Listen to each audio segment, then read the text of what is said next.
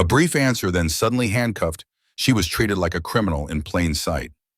The courtroom froze as her father, a former Navy SEAL, quietly stepped in. When justice becomes a tool of prejudice, will you stay silent or speak up? If you agree that racist police officers must be held accountable, comment 1. If you think it's just a handful of isolated cases, comment 2. Hit like and subscribe to join us in the fight for the truth. The courthouse felt smaller than Seraphine had imagined, not in square footage, but in atmosphere. The air pressed in as she followed her mother down the hall, head-bowed fingers twisting her blazer hem. The scent of aging paper mingled with lemon polish, familiar to the regulars but new to her. This was Seraphine's first time testifying, not as a defendant or a plaintiff, but as a witness for her mother's elderly friend, who was fighting her white neighbor over a thin ribbon of property no one notices until it's threatened. Seraphine had prepared her testimony carefully, brief, respectful, her voice steady. Yet as they stepped into the courtroom, the shift was palpable. Everyone, judge, bailiff, attorney's clerk, gallery, was white. Most watched the doorway as she entered, then stared at her until she felt on display. Her mother nudged her gently. "Keep your chin up, honey. You've got this." So she did. She took a seat in the second row, spine straight, hands folded, doing her best to be unseen. But she couldn't remain invisible to Officer Derek Breyer, who leaned against the back wall, arms crossed, eyes scanning for trouble. When his gaze settled on her, it didn't waver. Seraphine offered a small, polite smile to her mother's quiet encouragement, trying to steady her breath until Breyer strode forward. The courtroom had slipped into a hush, papers shuffled, shoes whispered across, tile-muted voices swirling. The judge barely lifted his eyes as the defense attorney, a tall white man in his 50s, stood and smoothed his tie. His tone held the weight of assumed agreement. He peered over his glasses at Seraphine. "Miss Lockridge," he began, a voice silky, "you say you've seen that boundary line yourself." Seraphine nodded. "Do you believe your mother's friend deserves that strip of land?" Her answer caught in her throat, not for lack of knowledge, but because the question felt like a polite snare. Before she could speak, he leaned in, chuckling softly. "Just out of curiosity, how much property do you think someone of your background should own?" No one gasped. No one protested. It was the kind of remark that quietly corrodes justice, too subtle to be outright condemned, yet too pointed to be ignored. She didn't reply out of pride. Her gaze flicked to her mother, Mrs. Lockridge. His lips were pressed tight, her knuckles white as she gripped her skirt. Seraphine turned back to the attorney, bowed her head, and exhaled a sigh, laced with nervous laughter, the kind you let slip when you've already endured too much. That's when he stepped in. Officer Breyer's boots cut across the floor as he advanced on Seraphine, as if he'd just spotted danger. "Are you mocking this court?" he demanded. Startled, she met his glare. "No, sir," she stammered. You think this is amusing," he pressed. She opened her mouth, closed it, then managed in a controlled voice, "I was simply breathing, sir." Breyer turned to the judge. "Contempt, Your Honor." The judge barely glanced up. "Proceed." Mrs. Lockridge leapt to her feet. "She hasn't done anything." "Sit down, ma'am," the bailiff snapped. Breyer gripped Seraphine's arm and snapped the cuffs into place. The metal clicked twice and silence fell again, broken only by a chair scraping in the back. The rear door eased open unnoticed until her father filled the threshold.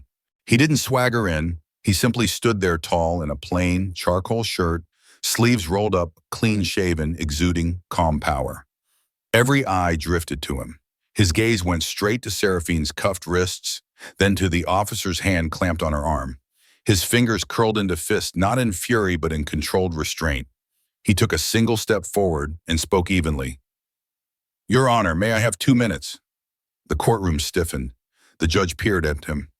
"Who are you?" His jaw locked as he looked at his daughter. "Ronan Lockridge," he said, revealing a laminated card on the clerk's table. "Department of the Navy SEAL Team 6 Chief." Ronan Lockridge. The room held its breath. Even Officer Breyer recoiled, and behind him someone whispered, "That's the guy from Yemen." Judge Carrick leaned forward, studying the card. "Is this an attempt to intimidate the court?" she asked. Ronan met her eyes with quiet certainty.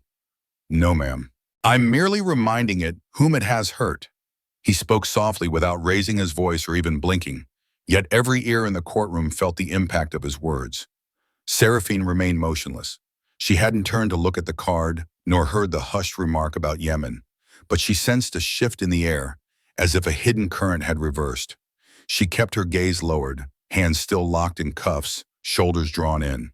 Inside, she fought the urge to tremble, not because she felt unsafe now, but because part of her still wondered whether she deserved to feel this way. Growing up under constant scrutiny teaches you to blame yourself for being watched. Even with her father standing beside her and the atmosphere beginning to change, Seraphine felt invisible. For a long moment, silence reigned. Judge Carrick lifted her eyes from her papers, her expression clearer, more attentive. She adjusted her glasses and looked towards Seraphine. "Before I dismiss this case, Miss Lockridge, if you have something to say, now is your opportunity." Seraphine blinked, caught off guard by the chance to speak. Not after all that had happened, with cold steel still clasping her wrists. She parted her lips, but no words came. Then she saw her father. He'd moved closer, but stayed a respectful space away. Without a word, he laid a firm, steady hand on her shoulder and gave a single encouraging nod. That was all she needed. Seraphine closed her eyes and let a memory rise. She was 8 again in a classroom where a white teacher sighed as a black boy stumbled over a reading. "Maybe books aren't your thing," the teacher whispered loud enough for the whole class to hear. Seraphine had watched in silence, believing that her quietude was her shield. But silence had saved no one. Opening her eyes, she spoke softly but firmly. "Silence doesn't protect you, it erases you." The words hovered in the air, neither shouted nor angry, simply true. No one stirred. Then a gentle sound cracked the hush, a teary sniffle from the interpreter's table. An older woman brushed away a tear that had been gathering long before. Across the room, the defense attorney fidgeted. Officer Breyer's hand twitched by his holster, and Judge Carrick exhaled, leaning back. "Court is adjourned," she declared, her voice carrying the weight of a decision that had finally been made. He stepped forward quietly and stood beside her, her shoulders still hunched, seemed to ask, had she said too much or spoken too late?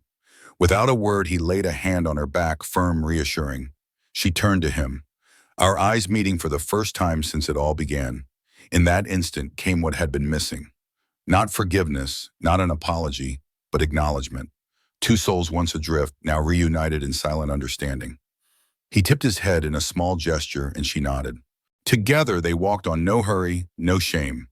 The courtroom remained still. No one rose to applaud, yet heads turned and gazes followed them, not with judgment or doubt, but with something softer. Respect perhaps, thoughtful consideration, as if the room itself were only now realizing what had just occurred. At the doorway, the same one he'd entered, a short while before, Seraphine paused, glancing back.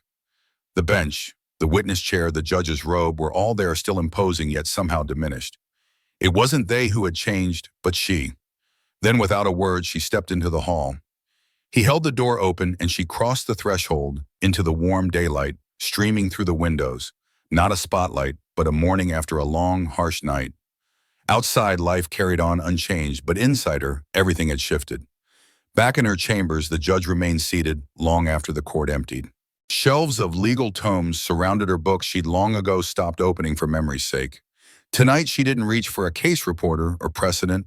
Instead, she pulled a worn manila file from a drawer, its green sticker, and her own red ink scrawl revealing the name D. Turner Minor. David Turner, 17, accused of taking a watch from a teacher's desk 2 decades earlier on mere suspicion. She'd spent nights defending his innocence, revisiting juvenile statutes, questioning the only witness. He'd walked free, and she remembered the raw relief in his mother's eyes. That night, she'd driven home in profound silence, feeling it was earned. Now she barely recalled when she'd last shut off the radio. The room was filled with the hum of her own thoughts. In the reflection of a framed certificate, an informal gift from her father bearing the words, "Hold your spine straight even when it costs you," she saw how thin and worn her resolve had become. Lines at the corners of her eyes spoke not of age, but of the fatigue that comes from drifting along, rather than standing firm. "When did I stop fighting and start floating?" she whispered to the empty room. No answer came except the steady tick of the wall clock. She turned back, reached for a fresh sheet of paper, and sat at her desk, determined to write a new chapter. She took a fresh notepad and with measured strokes penned a formal request for an internal review into Officer D. Breyer's conduct, filed under the signature of Presiding Judge Kimberly Carrick. There was no lengthy preamble, no attempt to soften the charge, just the bare facts, because lately she felt honesty had slipped through her grasp more than power or authority. After signing her name, she pressed the pen down a second time, leaving a visible indentation in the paper. When she leaned back, the hush around her felt different, neither heavy nor hollow, but clear, as if, for the first time in years, the room wasn't busy defining who she'd become. She simply was. By the time she and her daughter reached the curb, the sun was low, its golden light casting long, gentle shadows across the pavement. Ronan fell into step beside Seraphine, not leading, not trailing, but walking in unison. Neither spoke and none was needed. The courthouse faded behind them, its cold stone columns shrinking as they moved forward. Ahead, a yellow school bus hummed at the stop, half full of raucous children. Seraphine slowed, gripping her backpack straps, her gaze wary yet calm. Ronan turned to her, his expression soft. "I'm proud of you, kid," he said. No flourish, no grand speech, just 5 steady words. Seraphine blinked, touched by a praise she'd never heard from him before. "You coming home tonight?" she asked quietly. He nodded, eyes steady. Before dark, her smile was half laugh, half tear, unsteady, but real. Instinctively, she stepped into his arms. He wrapped her in a careful embrace, and for a moment the city's noise fell away. Time stilled, so a father and daughter could simply be together. It was a moment that had lingered too long in silence. No one spoke, and somehow that made the stillness even more profound. He didn't squeeze her tighter, he simply supported her, as if she were someone he'd carried through a war zone, never quite realizing how easily she might slip away. And she didn't cry, not because she wasn't moved, but because there was nothing left to prove. When the bus door creaked open, the driver glanced back and gave a small nod, an unspoken, "Take your time." She eased away from him, lifted her gaze, and he brushed a stray lock of hair from her cheek before stepping back. "Go on," he said. "I'll be home before dark." Her nod was firmer this time. She climbed aboard, found a window seat, and as the engine rumbled to life, she looked out to see him still standing there, hands in pockets, eyes steady. Neither of them waved, for they didn't have to. After so long, they both knew exactly where the other would be when the sun set. The photograph splashed across the top of the East Side Herald wasn't theatrical. No judge's gavel frozen midair. No officer in handcuffs, just a still shot of a girl standing at the witness stand, hands folded, chin lifted with quiet resolve. Titled "The Girl Who Stood Still and Moved the Room." It dominated the Thursday paper of a local that usually covered little more than sports scores and bake sales.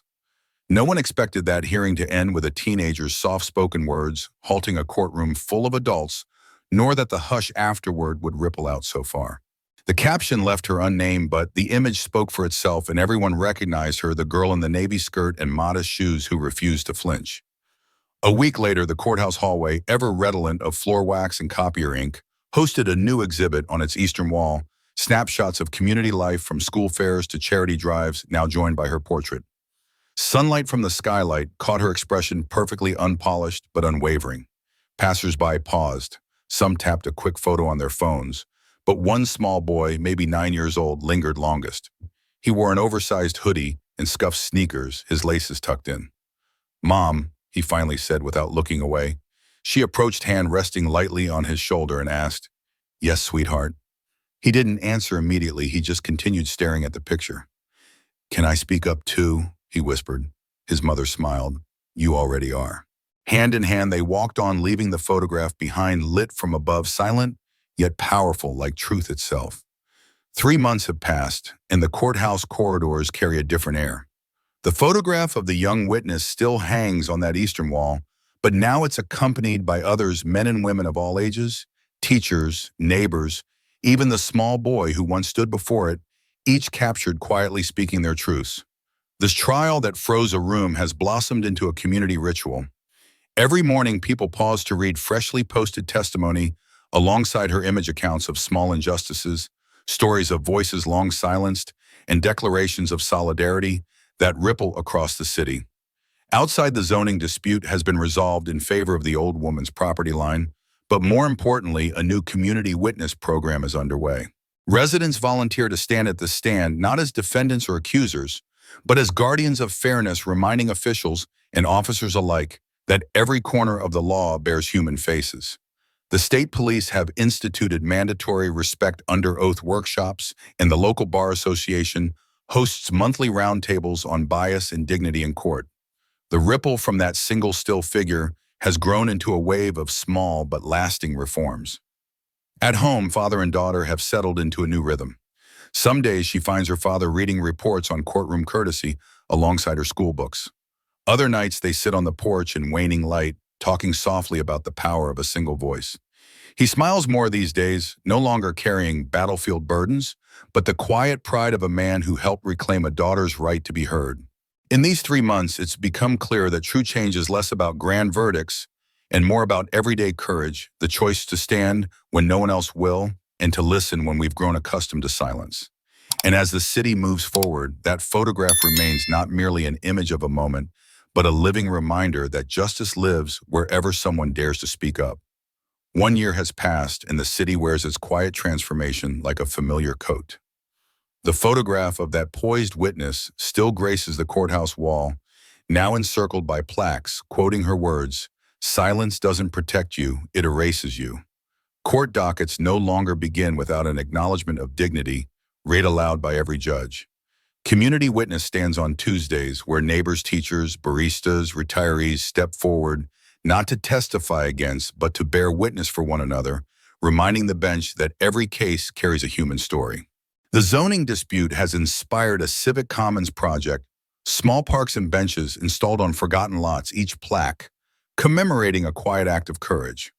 State police uniforms now bear a subtle patch and outstretched hand, symbolizing respect under the badge. Every recruit attends a courtroom empathy session taught by those who once sat in the gallery. The local law school has added a voice and justice clinic pairing students with residents who felt unheard, ensuring every complaint is met, not delayed. At home, that father-daughter bond remains the city's quiet heartbeat. Sometimes they walk to sunrise mass together. Other mornings he joins her at the local cafe where she practices her own public speaking, mentoring other teens who once felt invisible. He watches her with that same steady pride, no medals needed. 1 year later, the real victory isn't the program names or new policies, though they matter. It's the city's willingness to pause in the halls to meet each other's gaze and to remember that justice begins every time we choose to listen. The story closes, yet its reminder rings on even small acts of courage can trigger waves of deep change. The message to the audience is to ask yourselves, what would you do when faced with injustice? Would you dare to speak up for the victim or turn away? Share your personal perspective.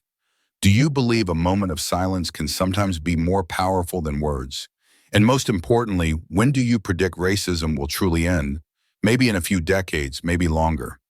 But as long as communities continue demanding transparency and accountability, hope never dies. Please comment with your predictions and perspectives so we can collectively build a future in which every voice is respected.